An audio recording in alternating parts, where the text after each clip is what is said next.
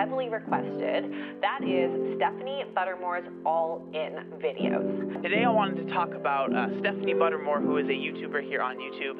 And be a response video to Stephanie Buttermore. Hey! Hello! Hello! You feeling ready to do this, babe? I feel nervous. It's like the most nervous I've ever been to film a video, but I feel ready. So it's been 1 year since you've been all in. I know, isn't that insane? Time flies. It's absolutely crazy. Do you regret it at all?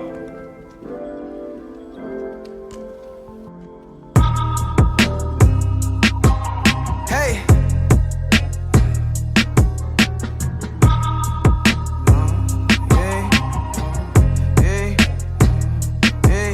Look, used to believe in none, now I believe in some. I believe that everything happens for a reason. I believe that there is greatness inside all of us. Best believe what you believe is what you will become. That what ain't given is what you give out gets returned. Life's a gamble, roll the dice. Days on earth ain't promised, we just all living on borrowed time. A year ago, I never thought I would ever know what it would feel like not to be hungry all the time.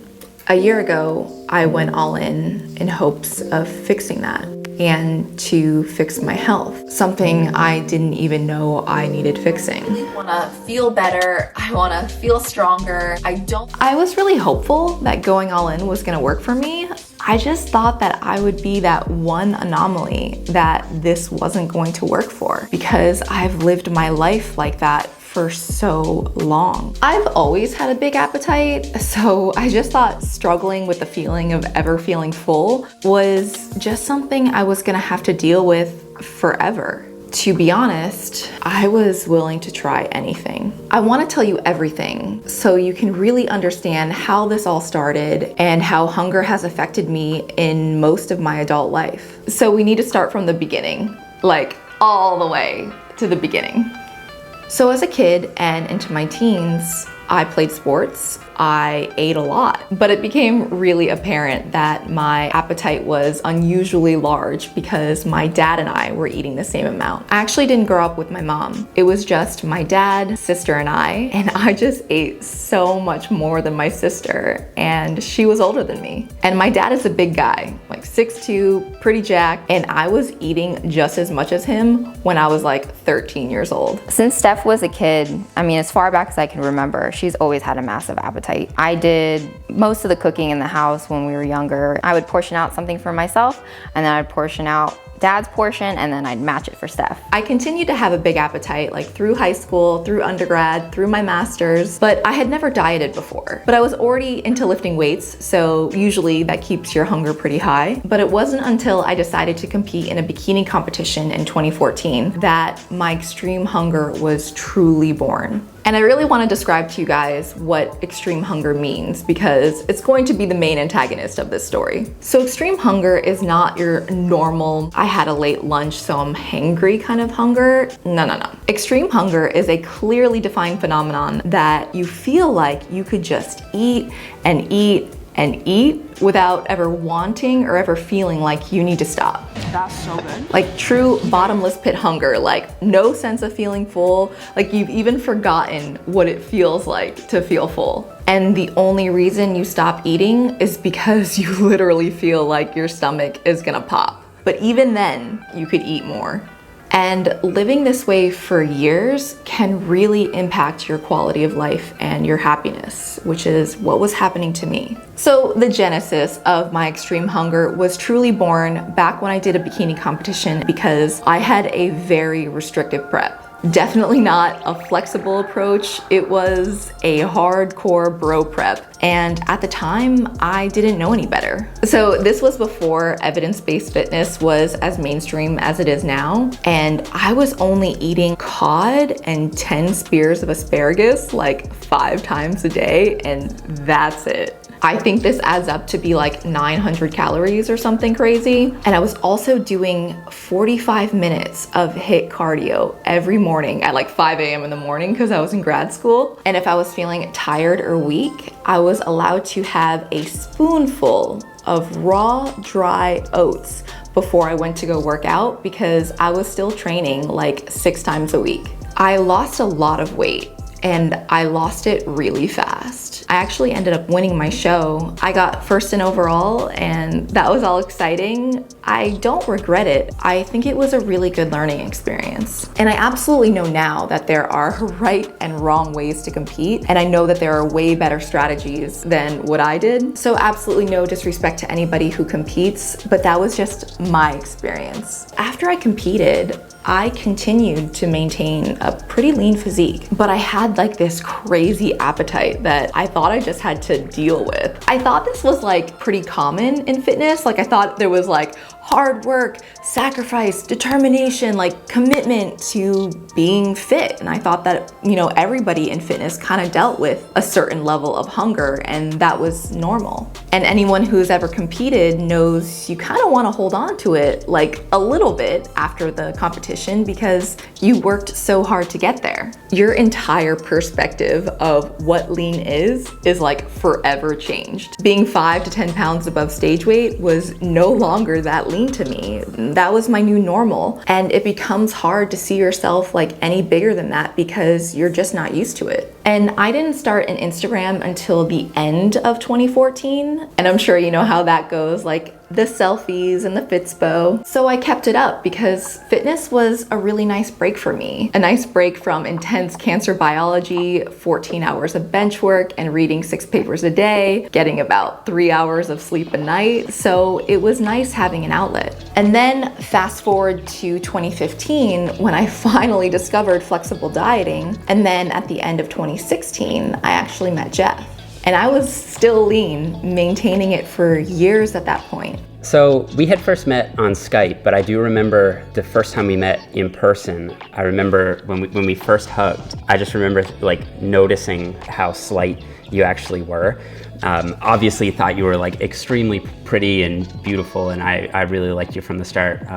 But I still remember that, like just how like small and kind of petite you were at the time. Shortly after we met, I started my YouTube channel. Jeff actually encouraged me to start it because he thought it was unique to be a cancer research PhD student who was into fitness. And an ELISA is an enzyme-linked immunosorbent assay. But that entire time, my appetite was still alive and kicking. Of 6 reps with an RPE. I remember this like it was yesterday. So Jeff was doing the 10,000 calorie challenge and he really struggled through that. And the entire time I was watching, I was just thinking to myself, like, I could easily do this, no problem. Really good. I could totally eat that whole pizza. Oh my God, yeah. You wanna do it for me? So just for kicks and because I genuinely wanted to try it, I did it for my own YouTube channel. It was kind of the thing to do back then and I easily completed it. And unlike Jeff's torturous experience, I thought it was so fun. And it was the first time in a long time that I went to bed full. Like not my normal 50% full, but like actually full. And it was really nice. I didn't think you'd actually be able to do it just because it was so hard. It was unfathomably hard for me. And I was like, you're significantly smaller than me. So like, there's no way you're gonna be able to do it. And because that video was so fun, I just wanted to do it again. So cheat days were born. I know what you're getting? Yes, everything. And cheat days were days that I could just eat to satiety and it was just fun. Oh my God. And it seemed like you guys also really enjoyed them, but I obviously had to return to more clean eating because I wanted to balance my cheat days with my health and fitness goals. And I was in the fitness genre, so I did feel like this pressure that I had to stay fit. But those days were days that I loved because I could eat and feel satisfied and go to bed full. I kind of treated it like an experiment too because my inner scientist wanted to know if cheat days would help sedate my hunger over time. I'm feeling really full, I'm feeling really satisfied, but not too full. I got the idea to keep doing them because after the first cheat day, it definitely helped blunt my hunger for a few days. So I hypothesized that over time, they might help me from feeling so hungry all the time. In retrospect, I don't think that they actually worked, aside from maybe just like slightly helping, but ultimately they just weren't good enough to keep me satisfied long term. Now, when things really got set in motion was when I decided to do a mini cut at the end of 2018, early 2019. Long-awaited video on the little cut I did back in December, January-ish. And I was also working on my trained abs every day for 6 months video. Damn, 6 months later. And I felt like for this type of content to do well in the oversaturated environment of YouTube, I felt like I had to make sure that I was really lean so the abs that I built would look even more impressive. And that was kind of the last straw, like the straw that broke the camel's back, that I was just sick of it. I was sick and tired of being hungry all the time just so I could be in fitness, like just so I could be successful on this platform. It just wasn't worth it for me anymore, and like I just couldn't see myself sustaining it long term. It was the spring of 2019 that I had a chat with Dr. Nicola Rinaldi about hypothalamic amenorrhea. Hi Nicola, thank you so much for joining me. Which is the lack of menstruation for 3 consecutive months or more. This could be due to undereating, overexercising, stress, genetics, or even a combination of any of those things. I was making a video on the topic and she's an expert in that area of research, so we had a great conversation. But I genuinely didn't think that our conversation would be so profound. I wanted her expertise not only on hypothalamic amenorrhea, but also on how to fix it. So the quicker you return to sort of that, to fueling your body adequately, the faster things can turn back on again. And this was something that I actually experienced myself back when I competed, and I knew a lot of my audience was dealing with it. She had this concept of going all in, so full credit nonstop to Nicola, but her version was eating a minimum of 2,500 calories with no maximum, and from what I understand, this is in efforts to get your period back. But it could fix a lot more than just getting your period back. It can help with brittle hair and nails, feeling cold all the time, feeling tired, and fix extreme hunger, which I knew I had, so I was super intrigued. After our chat, a lot of things changed for me. I went down a deep, dark rabbit hole on the internet, just exploring the idea of eating a minimum of X amount of calories. There were a ton of different permutations online of this, but I learned that this was a thing that people did. Like in fitness, it's completely the opposite. It's always about low macros and cutting and getting shredded. So this was a totally new concept for me. As a scientist, the rational part of my brain totally understood why this concept would work and how your body defends its natural set weight. But the irrational part of my brain thought, well, it probably wouldn't work for me. My hunger signals are probably just messed up genetically.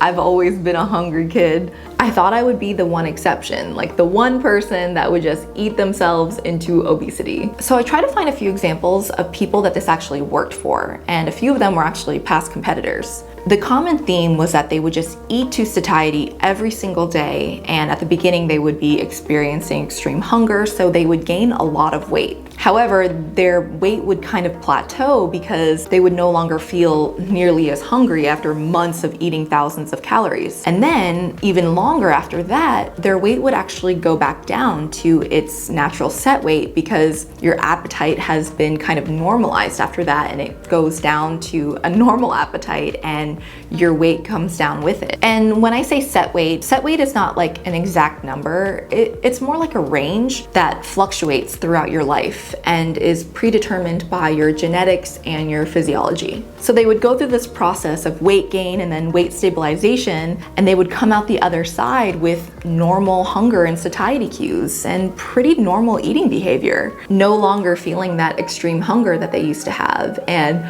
I wanted that. I wanted that so badly. I would just see that and be like, I want to do that. Like, that's what I need to do. But regardless of how badly I wanted to do this, I was pretty terrified. I had gotten to a point that I was just like, this is who I am on the internet. What's gonna happen when that changes? I went back and forth for a long time. Like, I'm gonna do this, I'm gonna explain it to them and they'll totally understand, to no, they won't understand, this will be a complete disaster, you have no idea what you're doing, to, okay, I'm gonna do this, I'm gonna go all in, but I'm basically gonna quit social media so they don't have to watch me go through this. To nobody's surprise, gaining weight in public is extremely scary, especially on YouTube and especially in fitness, because people are savage. And I thought I would just be run off the platform, losing all of my fitness credibility, and I would no longer be in the fitness genre anymore because I didn't belong there, not knowing at the time that my channel would evolve to a genre of its own. So I felt like I could deal with the weight gain, but I knew I was gonna have to endure a lot of criticism. I had been on YouTube long enough to know how hard this would be. So speaking of pigs, What did you think when I told you I was going all in? I was surprised to hear that you say that you wanted to do it, but I was also really excited about it. Like, you would probably remember from the beginning, I was like very approving of that decision. I thought that it was what was best for you. And I was more or less just like, I guess it was like a combination of being happy and also being kind of like excited. Like this scientist in me was kind of like curious to see how it would play out for you. It was always a positive thing in my eyes. It was honestly Jeff that gave me the final push to go through with it. He made me realize that this was the best way to do it, and that's what I decided. I would do it as openly and as honestly as possible, and to just share the journey with you. I called it going all in from Dr. Rinaldi's version of it, but I had my own version in mind, and it was exactly how it sounded.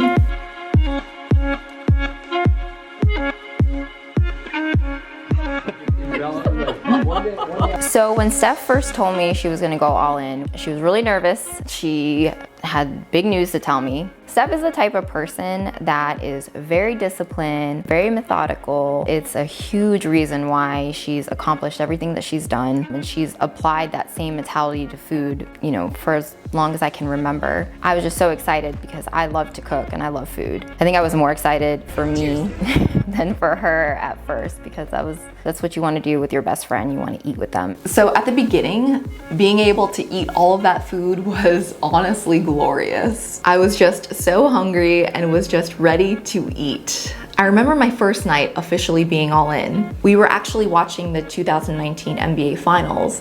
Turns the corner for the win!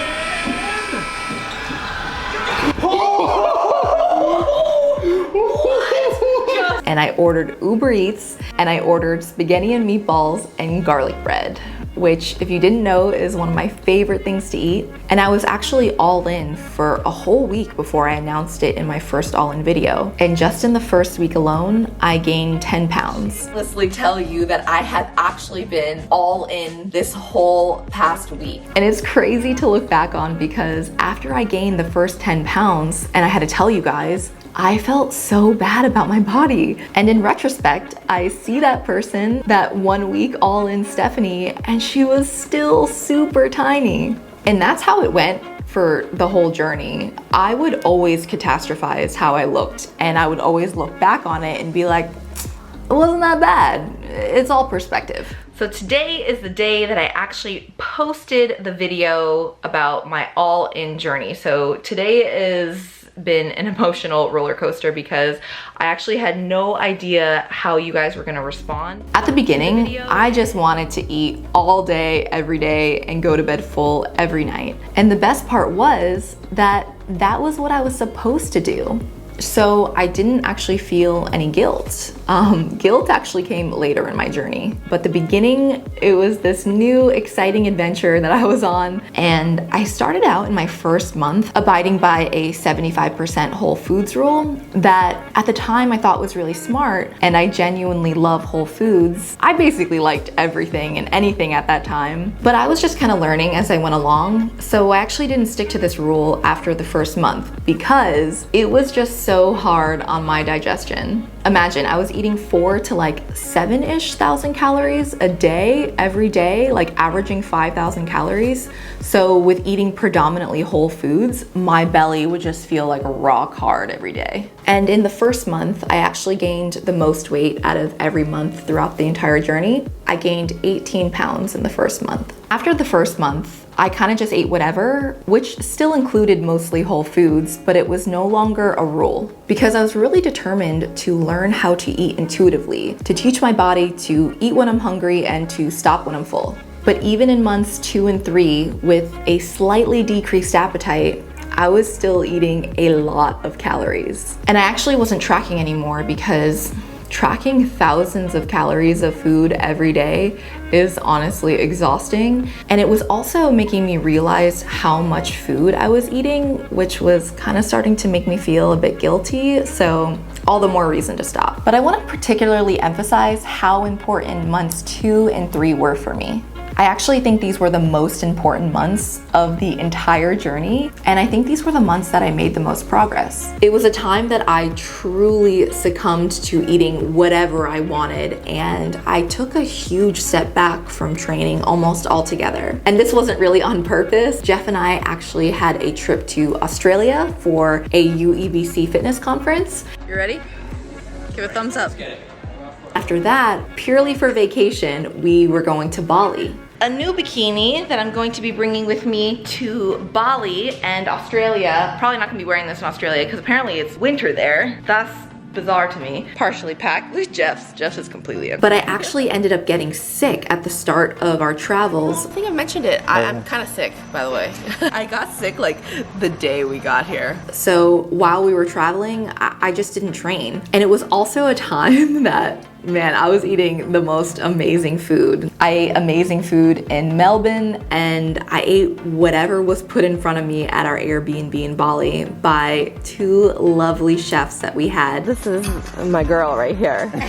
Dewey's the best. She has made Bali the best experience of all time. I actually still think about them all the time, but I just basked in the glory of vacation and was resting because I was really sick. And I'm really glad that these chain of events happened, even though they weren't on purpose, but I really think that my appetite was so much lower when I got back from that trip than it was before I left. Feel like I'm not nearly as hungry anymore. I'm gonna say that again for the people in the back. And I just felt like I could really feel the process of being all in take effect. I was no longer feeling like a bottomless pit anymore. That dissipated in month 4, and just a combination of all the food and rest, I think was really good for me and probably sped up my journey, in my opinion. And without that trip, I probably wouldn't have been so liberal with my food intake because I just can't cook like that. And I probably wouldn't have rested because I wouldn't have gotten sick. After I recovered from being sick, I did return to normal training after that because I did have strength goals still, but I really think that break was really good for me.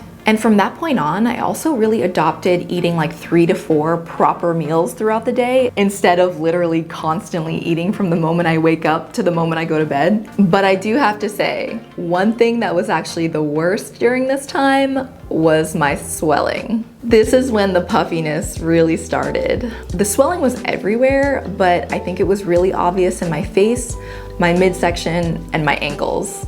If I had a definitive swollen phase, it started in month 2 and went through, man, like probably month 6. And my swollen phase directly correlated to my sweaty phase. So I was swollen, inflamed, and hot and sweaty all the time. Over the course of months 2, 3, and 4, I gained another 17-ish pounds because at my 4-month update, I was about 35 pounds up. And I'm really not trying to place so much emphasis on like the numbers and my weight. It was honestly one of the only quantitative metrics that I had. And I think it conveyed to you guys that never at any point in my journey did I try to prevent any of the weight gain. So I think saying these numbers can be helpful in that regard, I think. I also think it shows the natural progression of how the body regains weight, and my appetite and weight gain were actually very linked. As I gained more weight, my appetite decreased with it in tandem. So I just used my weight as a visual metric. What did you think of how I looked at this time? So I personally think that you always think that you look worse than I think you do. So like hearing you retell that, you're describing yourself as this like just swollen monster, but like you didn't look like that at all to me. And like when you feel sweaty or you feel like you're holding water, it feels like it's so much. But to me, I kind of saw this change just sort of gradually happen. So I didn't really notice this phase the same that you did. I still thought that you looked beautiful at this time, honestly. After month 4, I slowly gained another like 5 to 7 pounds over the course of months 5 and 6. I remember after about the 6-month mark, my weight hit a plateau and I hit my peak weight of having gained 42 pounds. And 42 pounds ended up being like the most weight I gained throughout this entire past year. And at that point, I was really not hungry anymore. I feel like 6 months was a good marker of when I had very distinct hunger and satiety cues. So with eating proper meals throughout the day, I kind of felt like I was like entering normal eating behavior territory. But I was still really swollen, really puffy, and really sweaty. It was all very sexy. This was actually a really hard time for me. My weight was the highest I had ever seen it on a scale in my entire life, and I was having pretty regular breakdowns at this point. I just felt so badly about myself. And if there was ever a time that I wanted to quit and hide away from social media, maybe even start dieting so I didn't feel so big, it was 6 months in. And I was getting comments telling me that I was obese now and that my journey was a failure. And I think this is because in the minds of viewers, 6 months might seem like a really long time, but that's not long enough to complete an entire journey like this. But they obviously didn't know that, so it was one of the first times that I kind of felt like people were giving up on me. I feel like it's just too much. So I just wrote in my journal, as I always do, that you can't let this ruin all of your hard work. You've made it so far, and you promised yourself you would do this. Please, Stephanie, like, don't forget your why. I would say those things over and over and over again. And what was even harder was dealing with the comments from the people that you do know and that you do care about and that you do love. Those comments, those hurt the most. She had a few things to say about my weight gain, and I guess I didn't imagine it would affect me so badly. It did really bother me, I guess. And the things that she was saying was basically everything that I'm feeling. So to start with, our mom has good days and bad days. This unfortunately was just a night where she was having a bad day. We had just eaten dinner and we were just talking and relaxing and just blurted out saying without any thought. I think through the whole all-in process, it was really tough for her, you know, hearing all the critique from everybody, but I don't think it actually hit her until my mom made that comment that night. That was the first time it hit her hard. You guys know how close my mom and I are, and she is literally like the sweetest human being I know. Hi, YouTube. Hi, YouTube. Oh. But she is mentally ill, and I know the ins and outs of her personality, trust me. I've been taking care of her since I found her when I was 16, after not seeing her for many years. So I'm very familiar with her ups and downs, and I know I shouldn't have taken it so seriously. I do know that, but everything that she was saying was everything that I was feeling, and it just hit me where it hurt. After about 8 months is when the swelling finally started to go down. I'm wearing a short sleeve crop top. This is something that I haven't been ready for in a long time. My weight wasn't budging. I was still plateaued, but at least my swelling was going down. So visually, I looked a lot less puffy. My cheeks didn't take up my whole face anymore, and my ankles wouldn't swell around my socks. Keep in mind, I was wearing compression socks all the time, like during the day and night, to help with the swelling. And my weight was plateaued for about 3 months. So it was probably plateaued from month 6 to month 9. So month 9, or February 2020, is when my weight has slowly come down to now, May 2020. And just to be clear, like, weight loss is not the goal. I just want to give you some context for this journey, that it was like this triphasic or 3-phase process, if you will. Phase 1, you're really hungry and there's a lot of weight gain. Phase 2, you're less hungry and your weight hits a plateau, so it doesn't move for a few months. And then phase 3, you're less hungry than phase 2, and your weight actually starts to decrease towards your set weight. And that can take like however long. So from my highest weight, 42 pounds up to now, May 2020, I lost about 13 pounds over the course of those 3 to 4 months. And I feel very comfortable here. Like I don't feel like I need to lose any more. Again, like that's not the goal. Also, keep in mind that none of my weight loss was due to anything other than just my decreased appetite. I was not trying to lose weight. I was not doing anything special or different. I didn't do any cardio. I went for occasional walks, but I've always done that. I just ate until I felt full and then I would stop. But since February, my appetite has been pretty low relative to how it used to be. I actually randomly tracked one day, and I think I'm eating roughly like 2,800 calories a day, something like that. Keep in mind, like some days my appetite is lower than others. So I actually did this twice, so I thought this was really telling. I cooked food, and then I would completely forget about it. These have been in there for 2 days. That's great. You did it again. Did it again. I'm either getting dumber or just less concerned with food. And I would find it in the air fryer like 2 days later. And I actually don't think that my weight loss has anything to do with like weight training or exercising, because I've actually been training significantly less since February because I've had a few things going on. So at the very end of January, I had a vein ablation done. You guys might remember, but I had this done in both of my greater saphenous veins, basically like the inner thigh of both of my legs, because I was having some issues in those veins and I couldn't train my lower body at all after that. And then shortly after, I went and had LASIK done, which was a complete disaster and way more invasive than it should have been because I actually had some complications. And then after that, I couldn't train for a while because I was just so disoriented from not being able to see out of my right eye. Like I felt like the world was always tipping and I always felt nauseous. So I took some time off from training, but then we had a global pandemic and I've been having to stick to at-home training, which is good, don't get me wrong, but it's definitely not as ideal for those like really heavy compound movements because I was focused on my strength. So I obviously don't have like a full deadlift platform or squat rack at my house. So my strength training has had to take a step back. And I'm actually still training at home, even though gyms are open here. So I haven't gone back to the gym yet. But I really wanna say for the record that before all of this stuff happened with my leg vein ablation and all that stuff, before all that, I was making amazing strength progress. Like my lifts were looking so good. So I don't wanna take away from all the progress I made before this. It's good.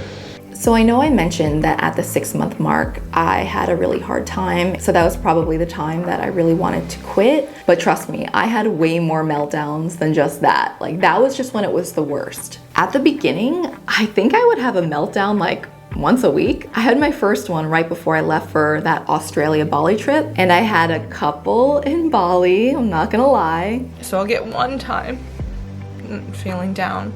So you know that it happens. There's a belt that is supposed to go here, it doesn't fit. And yeah, like at least once a week I would have one. And luckily I haven't had one in a long time. I actually can't even remember the last time I've had one. But at the beginning, I just had so many bad body image days. I also just had so many doubts that this was even gonna work. And I would just be like an example of this massive failure. Of course that didn't happen, and having rational people by my side was really essential. As a science-minded person, I really truly appreciate you kind of bringing that science mind to... The weight gain was definitely tough. My clothes not fitting me anymore, or clothes that I literally just bought no longer fitting me, that was hard. Oh, and this might seem really random, but whenever I would put on self-tanner and I couldn't reach like my back, which I could easily do when I was lean, and like the realization that I had to spread so much tanner over so much surface area, I had a few cry sessions doing that. Jeff would be like consoling me and like rubbing self-tanner on my back. Good times. And something that was actually one of the hardest parts was dealing with the backlash that I got online. She got fat. When I first started, like, I don't think it fazed me that much. I was just like, F the haters, they don't know me, they don't matter. But you can only hear something so many times before it really starts to get to you. You're just gonna get fatter and fatter, and you're gonna go down the self-destructive spiral. So you also had blood work done too, right? Yeah, so during my journey, I got blood work done 3 times. At the beginning, the 3-month mark, and at the 9-month mark. I was really interested to see some improvements with my female reproductive hormones, which started a bit low, as you can imagine, because I started out like really lean. I remember making my 4-month update video, and I thought that these improvements were kind of minor. The numbers did improve slightly, but they were still in the lower end of the normal range. But Dr. Rinaldi actually reached out to me because she watched the video, and she told me that I should be encouraged by even like those minor improvements. How are you? And because I did gain quite a bit of weight, I did want to make sure like other things were looking normal too. Like I wanted to check and make sure like other health markers were also normal. And thankfully all of those were good. And I genuinely think I would have continued to see progress in my female reproductive hormones if I didn't go on a hormonal birth control last September, which of course changes all of that.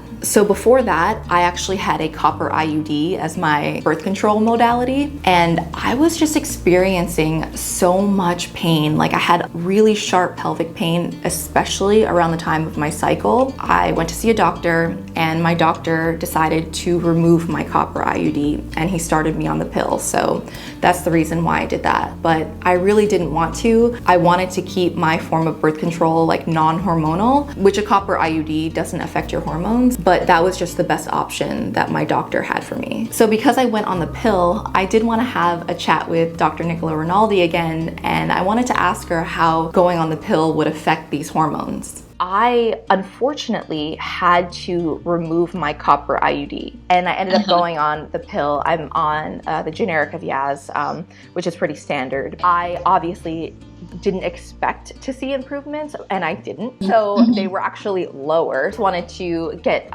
you to talk about maybe like what birth control would do to things like estradiol, FSH, and LH. So birth control pills basically suppress your whole system. So it absolutely suppresses FSH, LH. You know, it provides sort of a low level of estradiol and progesterone, depending on which one you're on throughout the cycle. Depending on where you are in the cycle, they have different functions. So with the birth control pills, it's a low enough level that it basically suppresses ovulation, and therefore, you know, it's keeping your FSH and LH quite low, and your natural estradiol and progesterone are suppressed as well. So even though I couldn't keep tabs on these hormones in my 9-month blood work, I, like I said, wanted to keep tabs on things like my cholesterol and my metabolic panel. Like I said, all of those things are normal, so I was really happy about that. But I do want to make note that if you're not using a hormonal birth control, or if you're trying to get pregnant, those female reproductive hormones are numbers that you should be paying attention to. But in the end, 1 year later,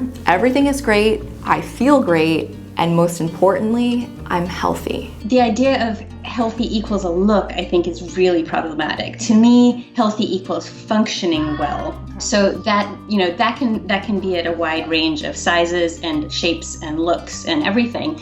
You know, there is this idea that, you know, even on the upper side of body size, like there's such a wide range of what can be healthy and what can be unhealthy. Reflecting back, what I ultimately wanted to accomplish was to improve my health, and I definitely think I accomplished that. And I don't quite feel like this journey is over. From what I understand, it can take 3, 4, or more years, but I do feel really proud of myself that I've made it this far. My goal when I originally started this journey was to improve my energy, fix being cold all the time, feel happier, not be so food focused, and to fix my extreme hunger. And yeah, I did all that for sure. Be honest, do you think I'm different now? Do you think I'm happier? Yeah, I've noticed your personality change a nice bit. You do definitely seem happier, just like on an hour-to-hour basis throughout the day. And I do think it's improved our relationship as well.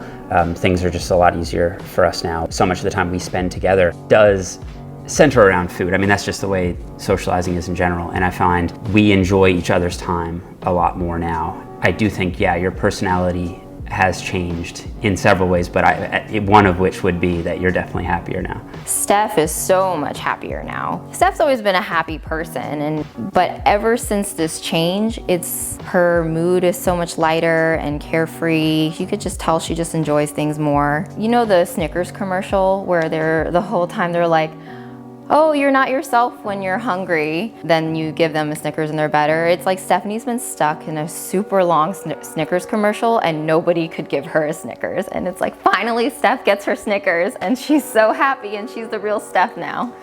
Not to sound too dramatic, but this journey was one of the scariest things I've ever done. Mostly because there was just so many unknowns, which is exactly why I'm so happy that I documented it. And I couldn't have done it without you. You guys helped me through some of the darkest times I went through this past year, and I don't think I could possibly describe to you how much of an impact you've made on my journey, but just know that you have. A year ago, I promised you guys that it would still stay Stephanie, that it would still be me throughout this journey. But I would argue that I think I'm a more improved version of my previous self. I think I've evolved a lot this past year, and I really hope that you guys will stick around to see how the rest of this journey unfolds. And I know it's only been a year, but I definitely think I'm on the right track, and I can just see that light growing brighter and brighter every single day. Before I know it, I'm just gonna be living my life, like not thinking about food or my next meal or maintaining a lean physique because the internet or society wants me to. Those days are in the past, and I've never been happier. Do you regret it at all? Not even for a second.